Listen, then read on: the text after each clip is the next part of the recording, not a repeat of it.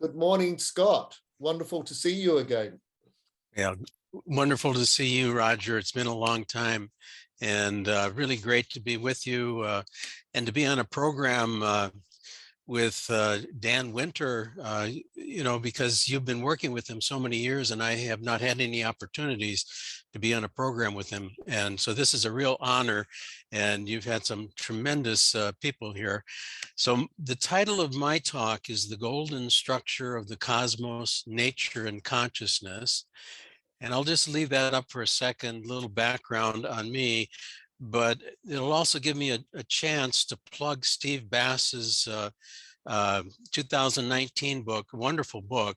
I'm actually looking at my new book, and I want Steve to know we plugged it in there. It is Beauty, Memory, Unity, A Theory of Proportion and Architecture by Lindisfarne Books. Oops. Thanks so much, Scott. You're welcome. Okay. Okay, well, let me launch into this. I have a couple websites, goldensection.expert and mysteriesoftheamazon.com. They're kind of in their infancy, but I think you'll find some important and interesting things on certainly on goldensection.expert, and all of the references in the new book are actually links to them are on that website, or they're going to be. Okay, so a little bit of background. I spend quite a bit of time in the rainforest of Peru, Brazil, and other areas working with the curanderos and shamans. That's part of my path, and I recently returned from the rainforest once again. And yes, I'm a Platonist. I follow Plato very carefully. And I do believe that knowledge is remembrance, that we drink from the well of remembrance, from the well of Mimur.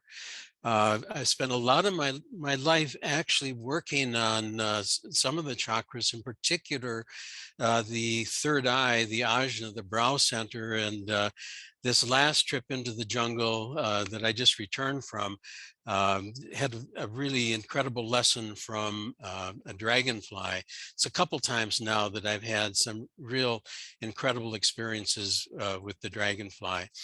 And most significantly, I want to point out a remark by H.P. Blavatsky in The Secret Doctrine that I take very seriously.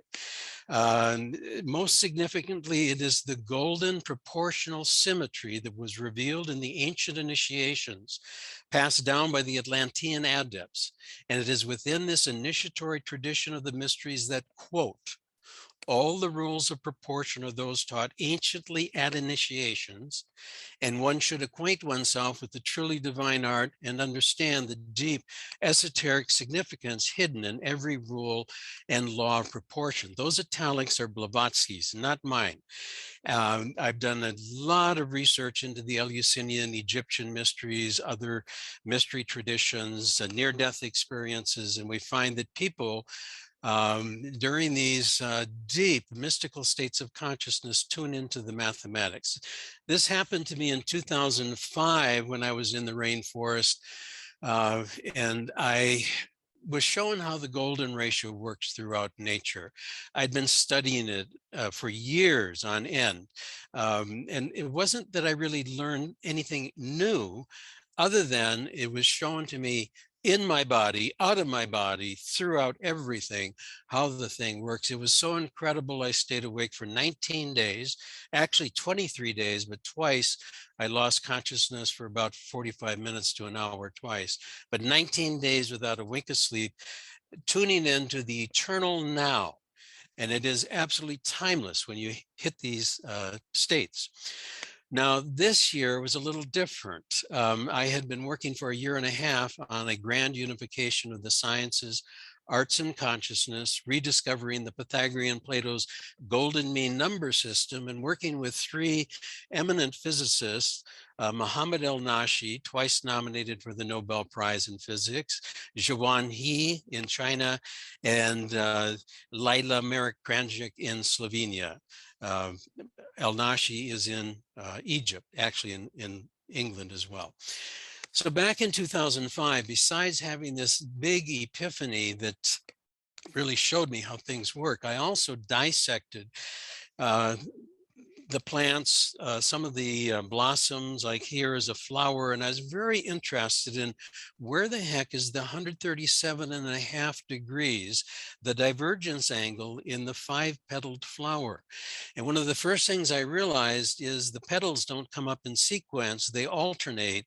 And then I realized, and I was actually, a vision came and I was told to take the compass and nest the pentagon in the center here, and you're going to see where the 137.5 degree occurs. This has never been published before. This is the first. Now this year, there was no big experience other than in the middle of one session, I looked up at the ceiling. It's a maloca, huge, huge maloca where the entire group is gathered. And the ceiling turned into the universe. And I realized for this year and a half, what I'd been studying, it's so simple. It's almost disgusting. Nobody could make it up. And what I'll hearken back to for the moment is the primordial scission that the ancient Egyptians recognized, and the monuments in Giza, in the Giza Plateau, the pyramids, those structures, the temples, they're all based on Fibonacci numbers and golden ratios. It's the most incredible thing, but the Egyptians knew it in the first cut, the scission. Now, I'm going to start actually with something that could have come later, but this is a very important point made by Alexei Stakov. And his point is that unlike Lobachevsky's classical hyperbolic geometry, which is non-recursive. And we've been hearing about this recursiveness because it's based upon Euler's constant E. Therefore, there does not get self-similarity out of it. However, Bodner's hyperbolic geometry and hyperbolic Fibonacci and Lucas functions are based on the golden ratio. That's the constant.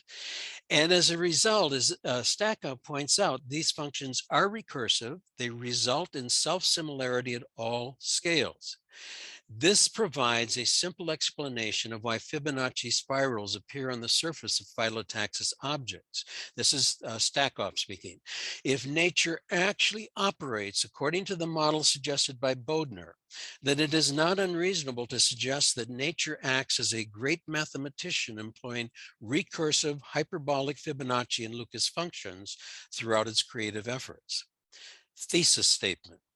Upon thoughtful consideration of a staggering body of anomalous evidence, it appears that a profound golden mean number system may underlie the cosmos, nature, and consciousness. This is the pervasive and puzzling presence of the golden ratio throughout physics, chemistry, biology, and cosmology, often veiled in Fibonacci and Lucas numbers. This ontological superstructure was known to Plato and the Pythagoreans as the one and indefinite dyad, and that system is then enfolded as a substructure into all of existence right from the beginning. And the ancient Egyptians knew this. And furthermore, that's why the whole thing is conscious and the whole thing is alive top to bottom, because the source is. And so it's so incredible how this fractalizes. So the great mystery of the ancients always was, what is the greater and lesser of the indefinite dyad? Well, we now know it's very simple. It's the two solutions to the golden ratio, both in a positive form. The greater 1.6180339, I tend to call phi, use the uppercase letter phi, and the lesser is 0.6180339 onto infinity, 1 over phi, or we'll use the little lowercase phi, or phi if you wish.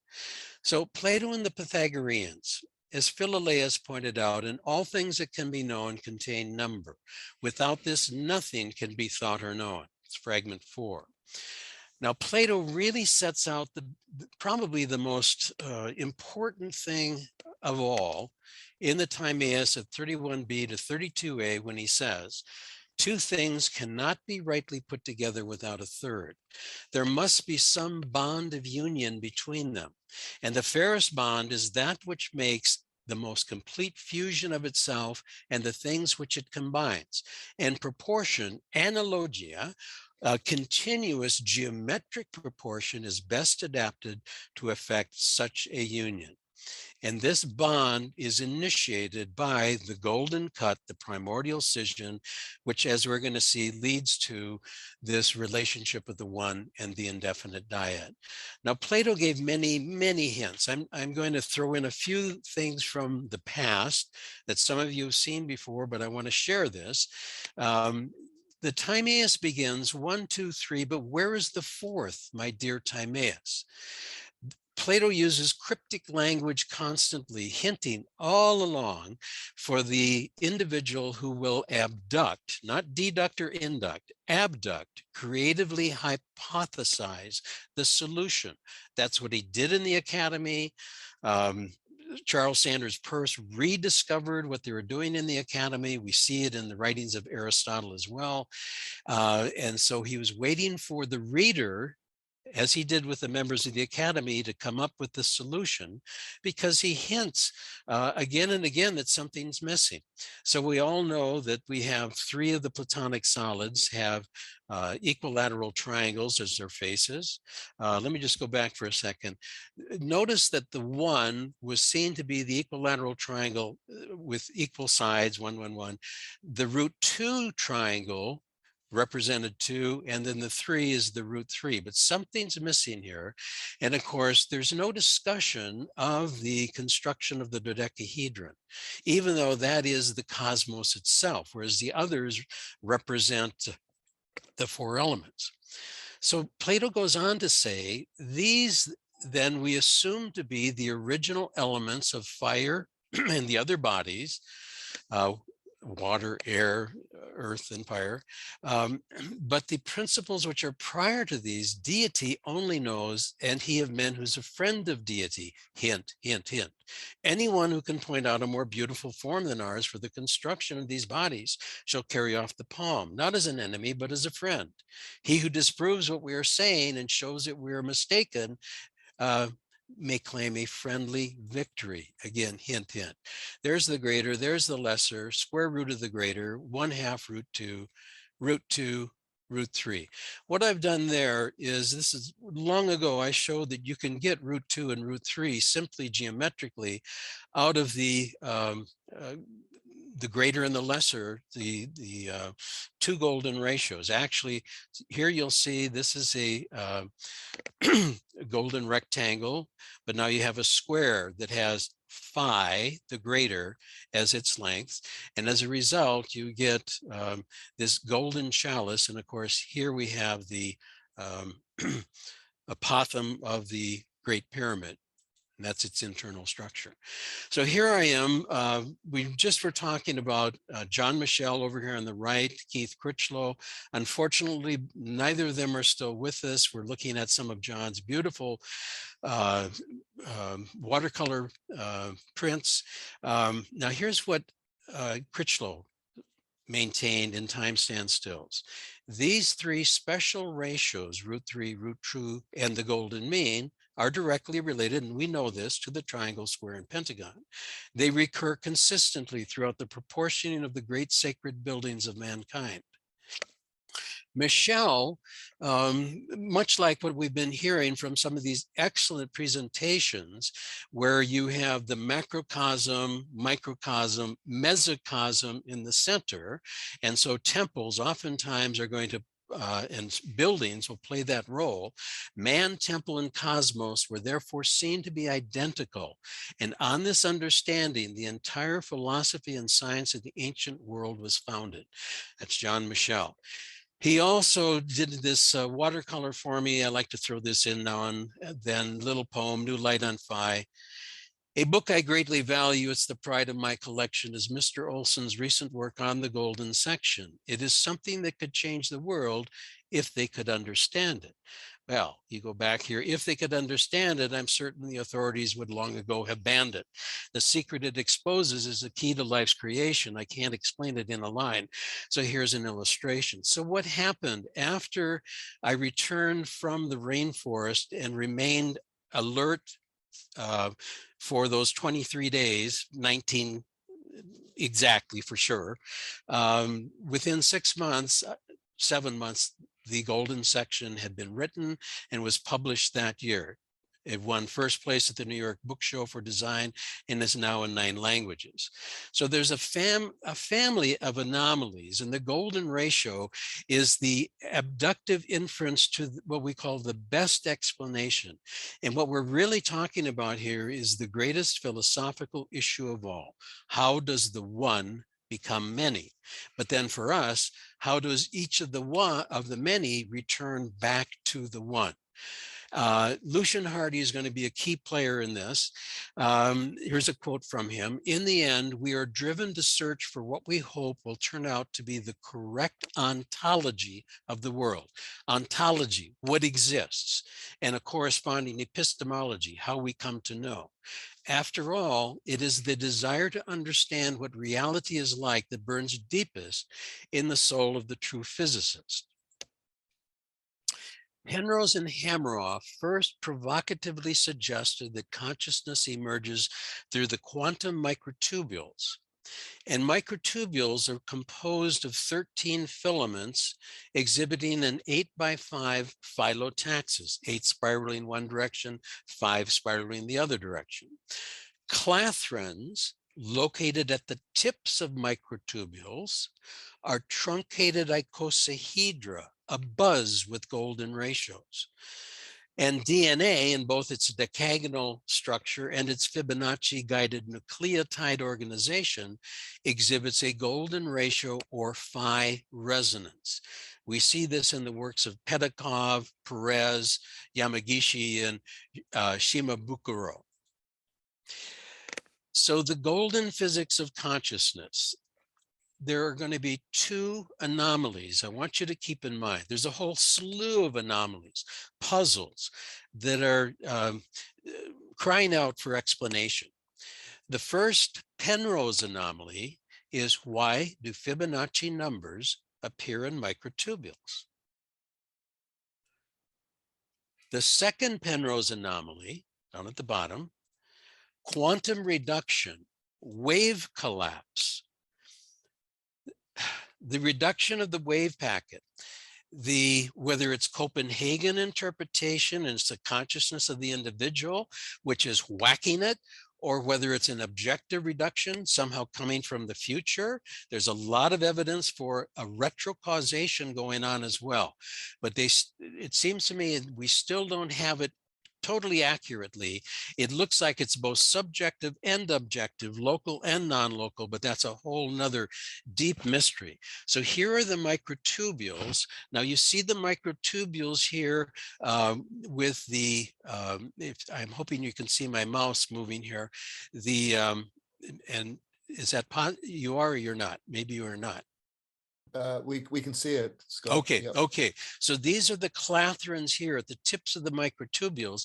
Actually, the shamans, the curanderos and curanderas, the females, typically will see these structures. You'll see them as an anaconda or a serpent with a jewel in its mouth.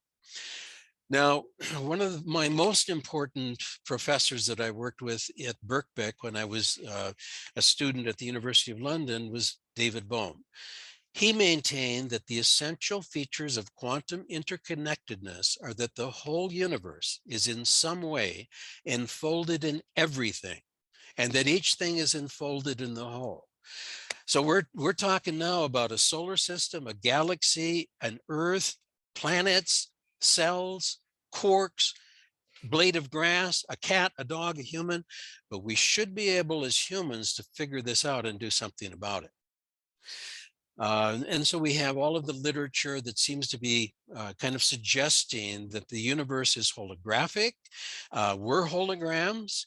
Quantum physics says the entire universe might be. Well, now it's much more than might be, and it's fractal. So interesting that it's scale independent, but that goes back to the golden ratio. That's what's locked in is scale independent and creating the self-similarity at every level. So I'm going to have to move something here because this is in the way. David Bohm's holo movement, in which the universe enfolds into everything, begins with what the ancient Egyptians referred to as this primordial scission. The first cut, scission, scissors, the golden section. The one asymmetrically divides into two parts in which all are bound together by continuous geometric proportion. That's the first simple ontological move. These pieces now are not going to be numbers. They are what creates number. This is pre-number is what's happening here. So the one is cut unevenly. So we get little baby phi here, 0.618, and we get phi squared, 0.382 roughly, or 3819. Of course, these go on to infinity. But notice, so again, there's a lot of confusion around golden mean, golden ratio, golden section, golden proportion. So we start with one, the pieces are going to have to be less than one. But when we ask the question, what's the ratio of the whole to the longer segment? The longer segment now becomes 1, and the whole becomes big phi, 1.618, and the smaller segment becomes little baby phi, the greater and the lesser, and unity. By the way, this is what the Neoplatonists taught the Christians as to how the Father embeds in the Son. This is the Trinity of all Trinities right here. It's going on. So Plato says, take a line and cut it unevenly. Well, in that one simple single statement, the whole mystery is contained. First one asks, well, why a line? Why not numbers? Well, because of incommensurability. With lines, you can get it, but with numbers, you go on to infinity. Why unevenly? You cut it in the middle, it's going to be static. And you want proportion. You want to be able to immediately get a relationship of the whole to the longest to the short. Now you can cut it up here, or you could cut it down here. This is typical if you're an artist, bottom of the feet here, top of the head, navel here. So the whole line is to the longer in the same ratio as the longer is to the shorter. So we come over here. The whole line is to the longer in the same ratio or relationship as the longest to the shorter. But notice that these are equivalent. It's kind of like saying 4:2 is as 2:1. 4:2:1. So what we really have here as a result, of course, this is what's going to get embedded in Plato's divided line, the 4 portions, but we have the one and the indefinite dyad. And that's the name of the game. Now, what's beautiful about this is not only do we have our one and indefinite dyad, the greater and the lesser, but 1 is the geometric mean of the greater and the lesser. It's also the product of the two, and it's the difference of the two. So always, once you get to the summit of Plato's cave, I'm kind of jumping ahead now for those of you who want to think about ascending up into the light and up into the intelligible realm. You get to unity after you have discovered the golden ratio and its reciprocal. And then you're going to go into samadhi. That's the basic idea. So here, and again, just to kind of throw these in, I've done this all before. What Plato's done masterfully is he's taken these similes, the sun, the divided line, and the cave, put them in sequence.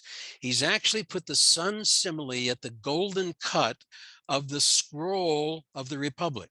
If you get as close to the original as you can get, you'll find that the sun simile, which cuts the 1 into the 2, is where it occurs at that cut within the scroll. They're not, books aren't pages, they're scrolls now, and you have to start thinking that way. We also know, well, let me go back for a second. And of course, the cave then subdivides up in the same way, because remember, he says, take a line, cut it unevenly, and then take that line and cut those 2 segments the same way. And what he's done, again, masterfully, this is one leg of the lambda, 1, 2, 4, 8, 1, 3, 9, 27. He goes from the 1 to the 2, divided line to the 4, and to the cave, these 8 segments. We've seen this before. We know that phi is the simplest continued fraction. It's equal to 1 plus 1 over 1 plus 1 over 1 all the way to infinity. And it's the simplest nested radical. It is equivalent to the square root of 1 plus the square root of 1, et cetera, et cetera. Notice how 1 is at work here with the golden ratio. Biology. So generally speaking, most people are familiar with the Fibonacci numbers, where we begin with 0 and 1, and each is the sum of the previous 2. And as it's been pointed out, each number is approximately the previous number multiplied by the golden modular, multiplied by big phi. Or if you want to go the other direction, you divide by it, or you multiply by the lesser, little baby phi. A lot of people are not that familiar with the Lucas numbers. Now notice with the Fibonacci, out of nothing comes something, it reflects itself. There's a lot of very interesting imagery going on here. I want you to notice here, however, those of you who are into the tetractys, the first 4 numbers, notice the first 4 numbers of Lucas are 1, 2, 3, 4, except these 2 are reversed. This is very significant, and I'm not going to get into it here, but you'll notice that it generates a series. Now, any 2 numbers, it's true, can generate the golden series in the limit, any additive series. However, we're going to see how this one is really magnificent. So Fibonacci ratios, 1 divided by 1 is 1, 2 divided by 1, 2. So you have this range here. But what's happening is you're going above and below. So 3 divided by 2 is 1.5, a little bit less than 1.618. 5 over 3 is 1.666, a little bit above. Now notice you're moving back and forth, above and below, and you're moving towards the golden ratio in the limit. By the way, you also will see in nature and in architecture, artifacts, Ark of the Covenant, 2.5 cubits by 1.5 cubits is a 5 by 3, etc. There's what would be another good one? The artist Salvador Dali will makes his canvas in The Last Supper a 5 by 3, etc. Okay, so that you're resonating with the golden ratio through the approximation of Fibonacci numbers. Now, one sees if the G is the greater, L is the lesser, you'll see that all of the Fibonacci numbers, all numbers, are functions of the greater and the lesser, adding and subtracting different combinations of them. And someone will say, yeah, but there's greater cubed. Well, that's greater times greater times greater. It's the iteration. These are not numbers. Yes, we can calculate them. We can make them into numbers, but in another sense, they're principles that are giving rise to the integers and everything out there in nature. And we've seen these before with the pine cone, the sunflower, the pineapple, and Romanesco. And we look at a pineapple and we see the 5, we see the 8, we see the 13. Notice that the 8 is an approximate geometric mean between 5 and 13, but these are whole numbers. It works perfectly with the golden ratios, but 5 times 13 is 65. You have to subtract 1 to get the 64 that the 8 is actually the square root of. And of course, with the Fibonacci numbers, you add and subtract 1, you add 1, subtract 1 as you go. With the pine cone, it gets very simple. You have 8 going one direction, 13 going the other, or you have 8 and 5 or 5 and 3. Sometimes you'll have Lucas. Now, and we'll talk more about Lucas in a second. Phyllotaxis, leaf arrangement. Beautiful book, Symmetry in Plants by Jean and Barabe. Daisies and sunflowers are the emblems of phyllotaxis. All the problems of phyllotaxis are summarized therein. The presence of particular numbers, Fibonacci numbers, angle of approximately 137.5 degrees, the golden number, and forms, logarithmic spirals and their capituli and shoot apices, demands an explanation, and it has served as a spur to the human intellect. It is in phyllotaxis that symmetry in plants is most striking and puzzling. So roughly 250,000 species of higher planets, many more. You know, in the rainforest, you find so many that have not even been discovered, some that even look like they're part plant and part insect or part animal. But there's only three basic types of leaf arrangement. There's statistious like the corn, there's whorled, it looks like a cross like this, a fourfold, and then there's spiral phyllotaxis. And spiral phyllotaxis, the majority is spiral. And Brian Goodwin, who's like the Rupert Sheldrake of the golden ratio era, maintained that underlying the diversity is an unexpected and startling degree of order. That's in How the Leopard Changed Its Spots. Unfortunately, Brian Goodwin is no longer with us, but he's absolutely incredible. And here's what he says. 4 out of 5 of the plants have spiral phyllotaxis. Rotation angle is limited to only a few, and I got to get this out of the way there.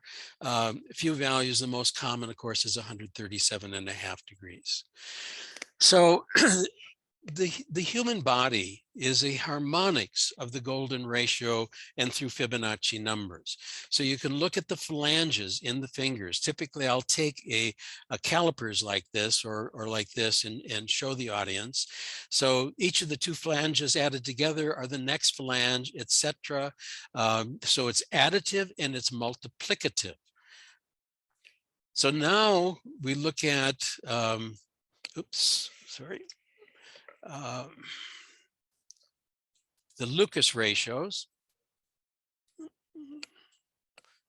I've got a bar here. I'm trying to get out of the way. And you see how it approaches phi in the limit as well. And the numbers 2, 1, 3, 4, 7, 11, 18. But I want to go a step further. So they're doing the same thing.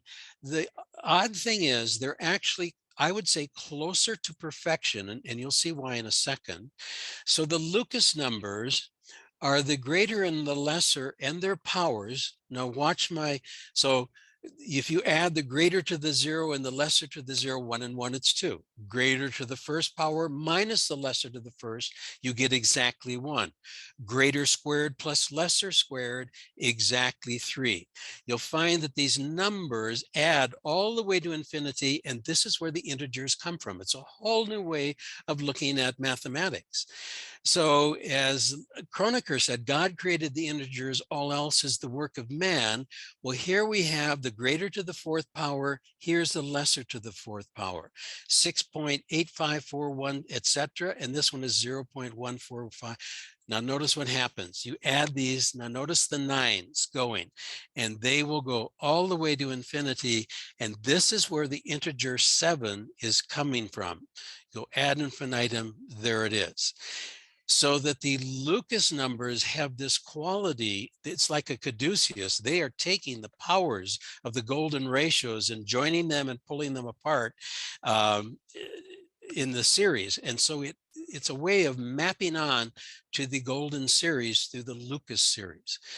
Now, the biometric measurements of the human skull are ratios of adjacent Lucas numbers, approximating the golden ratio. So I wanted you to see this. Actually, let me go to the next, no, back. The authors of this article, which will come up in a second, they didn't realize that they were Lucas numbers. I figured out what their numbers were, and then I worked backwards and I realized, oh my God. So with the human skull, if we take the nasion to the inion, or the nasio-iliac arc, so all the green, that in comparison to the bregma to the inion is an approximate golden ratio, 1.63. If we then compare the bregma to the nasion, In other words, the longer segment to the shorter segment, it's 1.57, which is 11 divided by 7.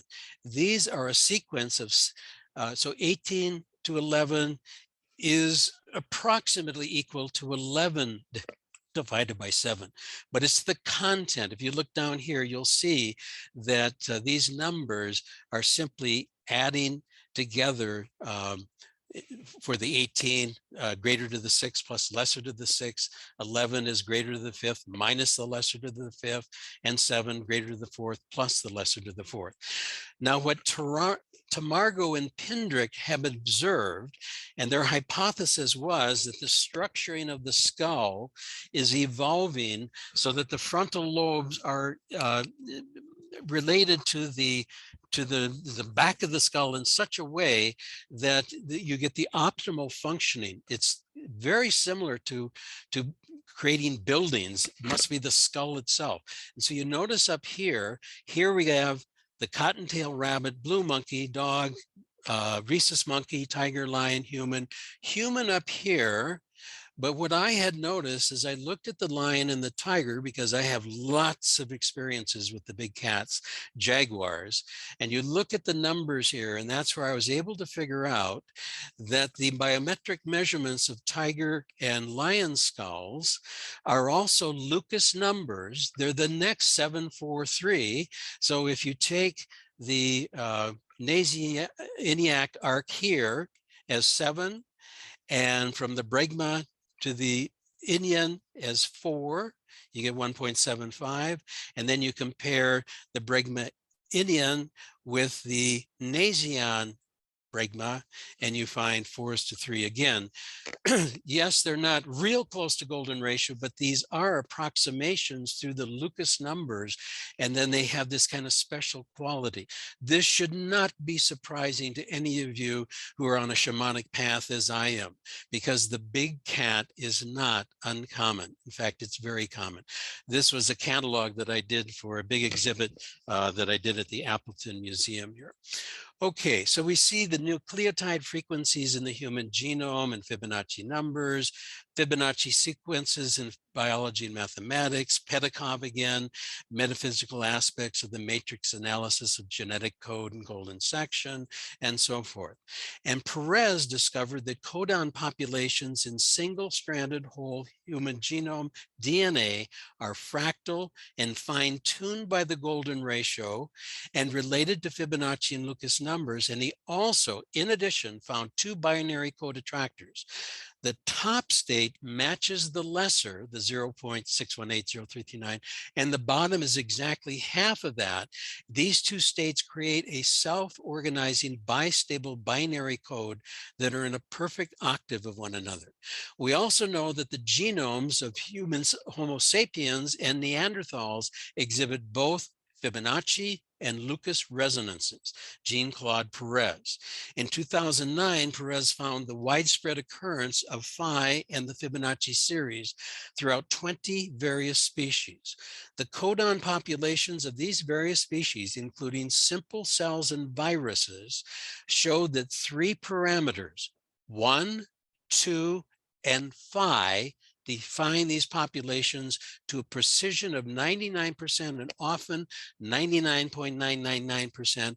And yes, eukaryotes, bacteria, HIV virus, coronavirus. Notice the HIV here has a structure that's icosahedral. Here you see with the icosahedron, the 5x1 golden rectangles in it. Petkov confirmed Perez's supercode of DNA and went on to discover a law of golden genome matrices underlying the genetic code, which is based upon 2 values only, the greater and the lesser. Petkov in his metaphysical aspects of matrix analysis of the genetic code in golden section. You'll also find it in mathematics and bioinformatics by Matthew He and Petkov. Systolic and diastolic blood pressure follows the golden ratio. The greater golden ratio is present in the human heartbeat's cardiac cycle.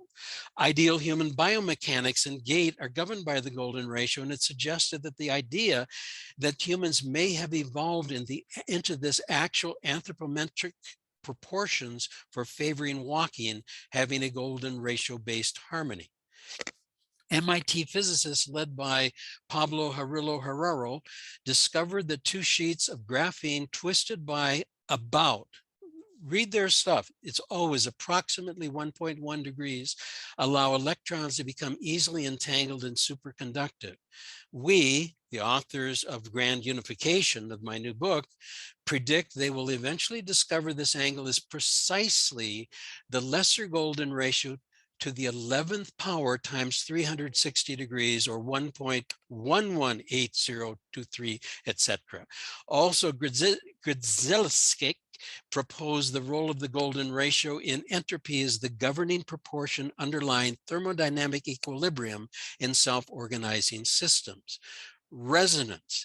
Atoms are called vibrations in the secret doctrine. Some of the thinkers that I follow, brainwaves of musicians fall into synchronization. Female dancers sometimes will go absent from a rehearsal because they're falling into the kind of a synchronous menstrual cycle.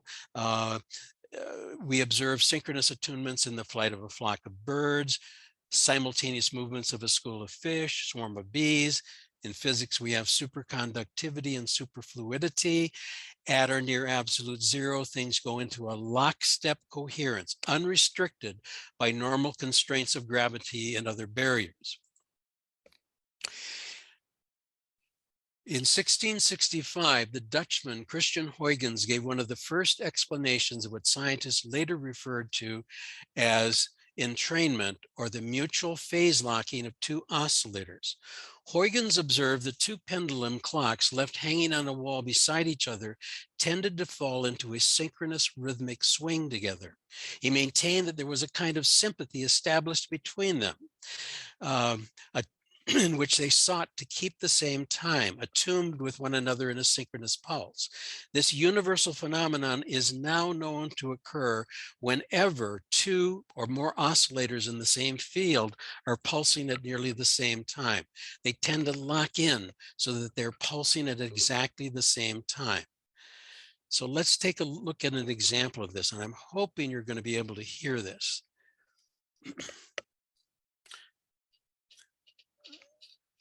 So these are metronomes, and yes, they are on a single board.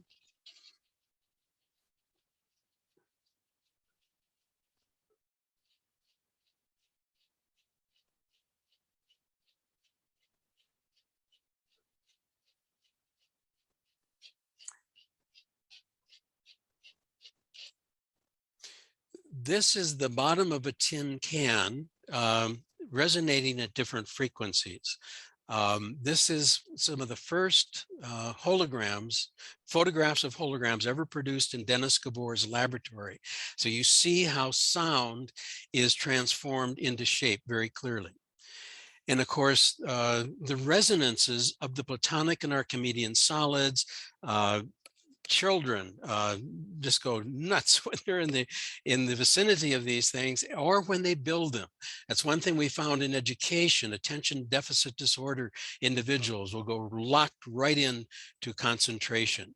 And of course, with David Feidler in his wonderful book, Jesus Christ, Son, S-U-N of God, wonderful book on gematria, we see how the Greeks would take the names of their gods, particularly Hermes and Apollo, and the lyre, and the word God, and would encode the overtone scale. Here you see it on the piano keyboard. And notice these are all functions of square root of 2. Root 2, root 3, root 5, golden mean. All of these are sacred and special. It's just that the golden ratios are the ones that give rise to the others. They're at the beginning. Here we're bringing whistling vessels back into Peru up into the mountains with the Quechua-speaking Karo Indians. It's all resonance in the end, and it's attunement. Here we see Tito La Rosa, who's an expert on pre-Columbian musical instruments with a charango, one of my favorite instruments. And oftentimes when one is in these non-ordinary states of consciousness, synesthesia occurs. We begin to see sound, hear colors, all the senses can cross over in profound spiritual experiences, and in particular, when one is working with opening the third eye. So rainforest resonance with plant and animal teachers, consciousness. So the first Penrose anomaly, why do Fibonacci numbers appear in microtubules?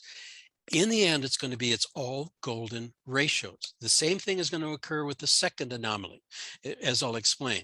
Now, in 2019, Hameroff indicated in Switzerland at the Science of Consciousness conference at Interlaken that EEG waves, including gamma synchrony, the best neural correlate of consciousness, now appear to be the result of microtubule oscillations, interference beats of quantum vibrations in the microtubules.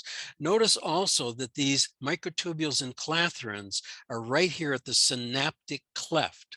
So when there's alteration of consciousness, there's a resonance going on. In 2019, same place, Hameroff observed that objective reduction, orchestrated objective reduction, his and Penrose's theory of consciousness indicates that, very important, anesthetics dampen and entheogens, psychotropics, psychedelics, promote quantum vibrations in the microtubules. Now here's the biggie here. Tangled or mutated tau protein molecules, as we see over here, which when normal, as in here, stabilize the microtubules. Here's a neuron, here are the microtubules in it. But when the tau proteins begin to get tangled, the microtubule disintegrates and you get a diseased neuron. Tangled or mutated tau protein molecules, which when normal stabilize and assist microtubules, result in microtubule disintegration, leading to dementia, Alzheimer's disease, and apparently cancer as well. It's interesting, Tuzinski at the same conference indicated that mitochondria are photon entities and microtubules may be receivers. Clathrons closely associated with the microtubules are involved. Well, we've already seen this. Here's a image of a clathron. Here's the geometric structure of a clathron. If that's 1, that edge is 1, that's exactly 3 times the greater golden ratio to the other side. Rupin discovered that the neocortex appears to have found a way to pack as many minimally interfering frequency bands as possible into the available frequency space by using phi as a common ratio between adjacent frequencies in the EEG spectrum. And Sir Harold Kroto, here I'm with him in Delft, the Netherlands, won the 1999 Nobel Prize in Chemistry, having discovered the structure of carbon-60 to be a truncated icosahedron, the same structure as these clathrons, thereby exhibiting 3 phi by 1 geometric resonance. The physics of consciousness. The chaos border, fine structure constant, and quark masses as established by Anunnaki are functions of the golden ratio. The CAM theorem, chaos border of Kolmogorov, Arnold, and Mosier, asserts that the most stable periodic orbit is that which has an irrational ratio of resonance frequencies. Since the golden mean is the most irrational number, the corresponding orbit is the most stable orbit, thus allowing one to observe a particle, or for us to stand on the floor, to have stability. The inverse Sommerfeld electromagnetic fine structure coupling constant is equal to 20 times the golden ratio, the greater to the 4th power. In fact, in 2010, the golden ratio, or phi, was found in the phase transitions of quantum mechanics. all quarks are functions of the golden ratio. If you get a chance, take a look at the universe as a golden supercomputer, El-Nashi and myself in 2017. Then we did a series, El-Nashi and Olsen in Conversation, for this talk, especially series 3, part 8. So the second Penrose anomaly, quantum reduction must be a non-local process. Well, how interesting, because non-locality occurs through entanglement. And Lucian Hardy discovered that the probability of entanglement to a T exactly is the golden ratio, the lesser to the 5th power, or 9.016944%. The trouble is he rounded it off and people didn't realize it. When I interviewed him in 2018 at the Science of Consciousness conference, I think that he's brilliant, but he still did not quite get the significance of what he's got, because the non-locality is what's leading to the quantum reduction, but we'll see that here in a second. In the double slit experiment, the golden mean number system underlies the collapse of the pre-quantum wave. The wave is the lesser squared, and the particle is the lesser. And so when you whack the wave, whether it's Copenhagen or objective, again, I'm not making a claim as to that because it's very complicated, and there seems to be something non-local coming from, it appears to almost be coming from the future, but that's the strange part of the retrocausation. The important point here is that however it happens, when it gels into observation, it's the golden ratio that's at work. Furthermore, golden Fibonacci anyons, which are neither fermions nor bosons, provide the simplest model for universal quantum computation by particle exchange or braiding alone. Hermann Otto found that Fibonacci anyons as qubits may be the ultimate approach to quantum computation because they naturally stimulate the processes which determine the speed and storage capacity of the human mind or human brain. Cosmos. Very quickly, and we're finishing up.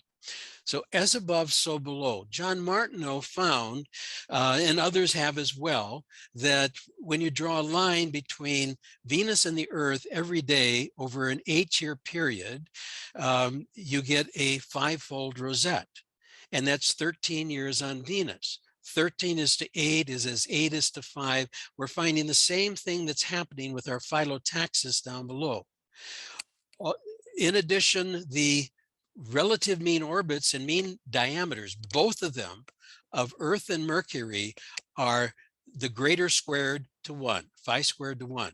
The orbits of Neptune and Pluto are in 3:2 Fibonacci resonance, a musical 5th. The TRAPPIST-1 planetary system have 6 planets that have orbital frequencies of 8, 5, 3, 2, and 1. And in between 2 and 1 is the musical 4th, 4/3, which of course are Lucas numbers. So the whole thing is in a golden set of harmonics. The adjacent orbits of all 6 planets of Kepler-11 solar system are virtually in 3:2 Fibonacci resonance, the musical 5th, beginning with the first inner planet and moving out. All the planets are locked in rhythmic harmony like a waltz in a cosmic ballroom. And then with the universe itself, recent reassessment of Planck's satellite data now makes it more probable, though there's lots of dispute about this, that the universe is spherical, more spherical-like than flat. The anomalies of the 2nd and 3rd harmonics of the cosmic background radiation being weaker than expected abductively, this is how you reason creatively, suggest a dodecahedral universe. Conclusion. Taken together, this family of anomalous facts abductively leads toward an inevitable inference to the best explanation of a golden superstructure of the one and indefinite dyad. providing a proportional golden mean number system that is enfolded, infused into what Bohm would call the implicate order of nature and the cosmos as its very substructure. Life, hylozoism, and consciousness, whether it's merely panpsychism or what we think cosmopsychism, they pour in from the very beginning. They are not emergent. They're there from the start in the holo movement, writing these golden numbers from the superstructure that appears with the initial ontological act, big cut, big bang. Or this points to a grand unification of the sciences, arts, and consciousness through a golden mean number system.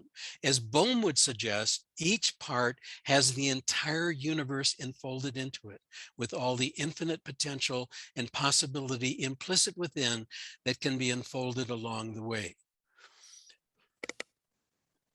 And time-wise, I'm getting very close, I think, Roger. Yeah, you're doing okay. Okay, then I'll finish up real quick. Oops, go back very quickly. So this precious stone, the golden proportional numbering system, is rooted in the golden section, or as the ancient Egyptians named it, the primordial scission, emerging from what Gordon Plummer called the great breath. It's also known as the principle of equilibrium. In Mahatma letter 90, chronologically, KH states, we recognize but one perfect law in the universe, the law of harmony, of perfect equilibrium. And of course, there's disequilibrium as well. There's order and there's chaos. And the great alchemist and Egyptologist, Schwaller de Lubitsch, after studying the Temple of Luxor for 15 years, concluded the golden section is not a product of mathematical imagination, but the natural principle of the laws of equilibrium. So what does this all lead to? Well, ultimately, the potential for transmutation of consciousness, as was the case with Edgar Mitchell, the sixth man to walk on the moon, who on the way back from the moon went into samadhi, cosmic consciousness. That's the birthright of every single one of us, every living being, ultimately. And maybe it's worthwhile just to do a quick quote of what he discovered. I experienced a grand epiphany accompanied by exhilaration, an overwhelming sense of universal connectedness, an ecstasy of unity. And there was the sense that our presence and the existence of the universe itself was not accidental, but there was an intelligent process at work. I perceived the universe as in some way conscious. From that moment on, my life was irrevocably altered, and that's from The Way of the Explorer. What is it about the universe that allows for transmutation? I think it's the golden section in the end. And our goal is homoluminosity, the human being in the enlightened state. We're hardwired for transformation because of this golden ratio. We're like stem cells with a purpose, but we better figure it out before we die. Listen to the near-death experiencers after their life reviews. So here I'm with my co-authors, he and El Nashi. Lila isn't present, but because of this, I'm now headed back to Egypt, and I'm going to be, again, exploring the pyramids. And so if any of you have any questions or things or an individual you think I should see, because I'm going there in December for 2 weeks, El Nashi has invited me to meet the president of Egypt based on our new book. So as a result, I'm going to take the time to be investigating those pyramids. So if any of you have any connections that I should be talking to or insights, let me know. Thank you very much. Wonderful, Scott. Woohoo. So guys, we're going to open it up to questions. You can, let's have a look here. You can raise your hand if you like, and we can unmute you.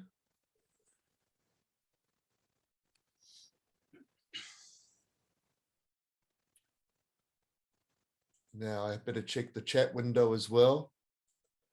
But thanks, Scott. That was an incredible journey. Let's have a look here.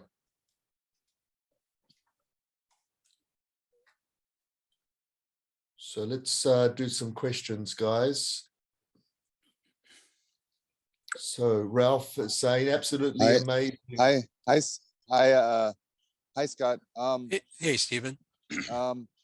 Tracy Ash does sacred sites in Luxor. We lost you, Stephen. We lost sound. No, we're losing you. You're cutting in and out. Just find a place where you can get better reception. Of the room. No, we can't hear you, mate. And sample the Stefan. Can you hear me now? Yeah, we can hear you now. Just can you hear me don't now? walk around. Yeah. Okay. TracyAsh.com. She does the Egyptian tours in Luxor. And she does them every month, and she does the initiation tours of Mott, you know, and she's a great reference in Egypt. But yeah, love your work. Thank you so much. Okay, thank you. Appreciate that, Stephen. Scott, that was a great talk. Thank you very much. Thank you, I Glenn. wonder if you could, if you know what form of DNA were all those measurements taken? Because there are different forms of DNA. And the form that has all the sacred geometric information is the form that we need to aspire to, and we can actually change our DNA, according to my research, with our mind. So we need to know what form of the DNA to change our DNA into. Interesting. Yeah, I will have to do a little bit of investigation to be able to answer that. DNA. What? Looks to me.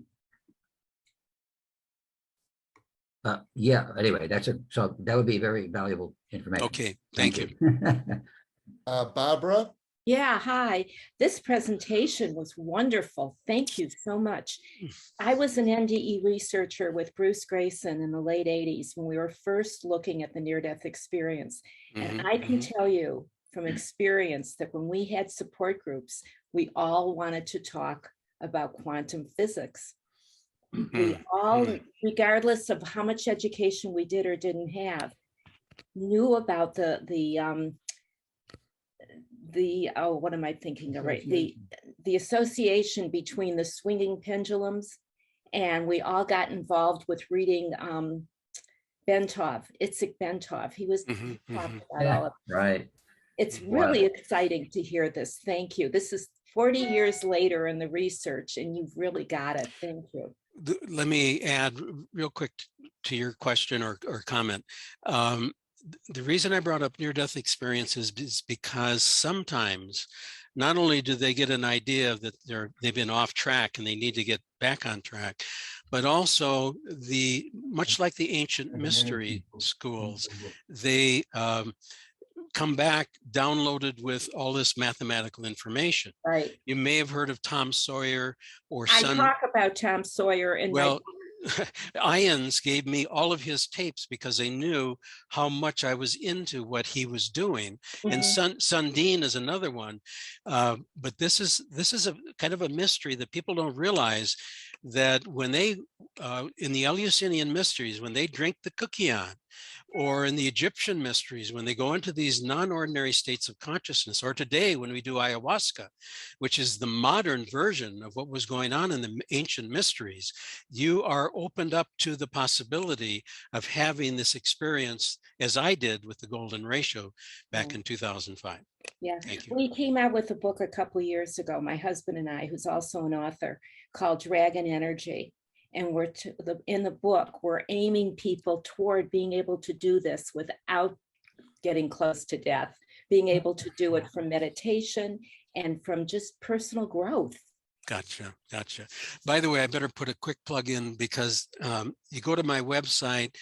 We don't have this available yet. I have hard copies, but it is on Amazon as an ebook. But you're probably going to want the hard copy, so you can contact me. We're working on that. So again, my websites are kind of in their infancy, but enough on that. Thank you. Okay, we'll take some questions from the chat window. Steve asked, what does Scott see for sacred geometry applications in growing healing herbs and agriculture?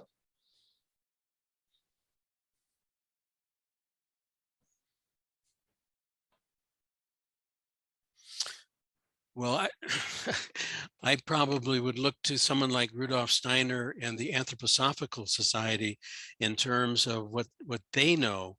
If you know, my bailiwick isn't so much agriculture, but it's interesting that Brian Goodwin, who I mentioned earlier, was at Schumacher College when I last saw him. He's passed away since. And they're doing, I know that they were doing a lot of research there with agriculture, anthroposophical principles, but also these golden ratio things as well. Again, it's a little bit outside my expertise. Well, you know, Paul did some work yesterday with the Theraphi and horticulture. I mean, essentially, we'll just put a plug in there for the Theraphi, because basically the secret sauce of the Theraphi is the golden mean ratio.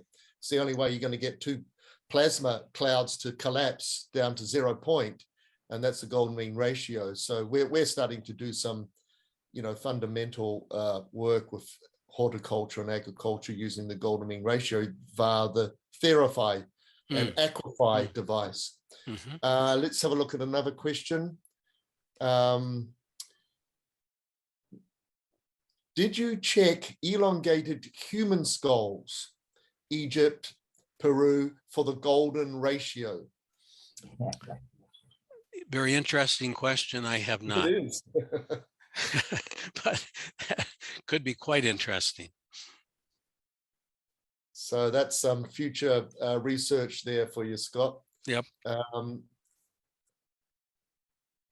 So let's just, anybody want to unmute themselves and ask a question while I'm looking through the chat window here? What about the crystal skulls? What about them? It would be worth looking at their geometry as distinct from a human skull. So there's Andrew is saying, thank you, I'm humbled to have heard your talk. Do you do any work in astral projection and loci? And loci. It's interesting you asked that. That was kind of my forte when I was a student back years ago at the University of Minnesota. I had figured out how to do astral projection at will. And that was not that I do it at will now. Sometimes academia and all the things we do with intellectually sometimes can maybe get in the way a little bit of the less dominant hemisphere and some of the things that possibly go on. But I've had a lot of experience, yes, with out-of-body experience. In fact, when I first had the insight in Peru, in the rainforest, I was still in the rainforest for 5 more days. And what happened during the night was I would literally project out of my body, but in full awareness, so that I was aware of what's going on in the room, but also, and I was actually being taught how to navigate, because at first it was a bit scary because you're up so high and you're not sure what's going to happen when you do go down. So I was being kind of trained in that. So there was a period during that initial kind of epiphany where all of that out-of-body stuff came back, and I did quite a bit of work with it. Yes. Great. Okay, we've got time to take one more question. Thank you very much. Can I also, did you hear music while you experienced that that time in Peru? I typically what happens, so if I'm in working with the shamans, there's someone singing the acaros or playing musical instruments. So it's very typical to have sound coming in from outside. But okay, so Okay, but having said that, there's also internal music, like, so we leave the Maloka, I go back to my tambo, I'm all by myself, having these experiences. Some of the most beautiful music, inner music, and near-death experiences will say the same thing, is just absolutely profound. Yes. So yes, music can be experienced. The other thing that I would want to say, because I did a lot of work with the brow, is that during these sessions, I would typically go into the brow and try to see the music. Probably the most, let me share one thing that was the most amazing thing probably that happened to me was I would, you know, the shape-shifting business about taking on the consciousness of an animal, and the animal takes on your consciousness. And that's no joke. That's a reality, and there's communication. But I was able to discover that the jaguar can smell your heart beating at a distance.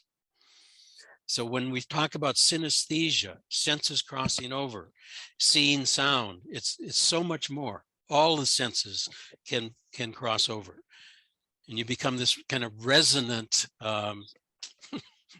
ego or whatever. I don't know. Okay, thank you. Mm-hmm. Barbara, you got time for one quick question, Barbara, and then we'll. No, I was going to say that in our research, we had a research pool of 500 people who had had near-death experiences, and they all voted for one particular piece by a composer called Iassos, I-A-S-O-S, and the name of the piece is Angels of Comfort.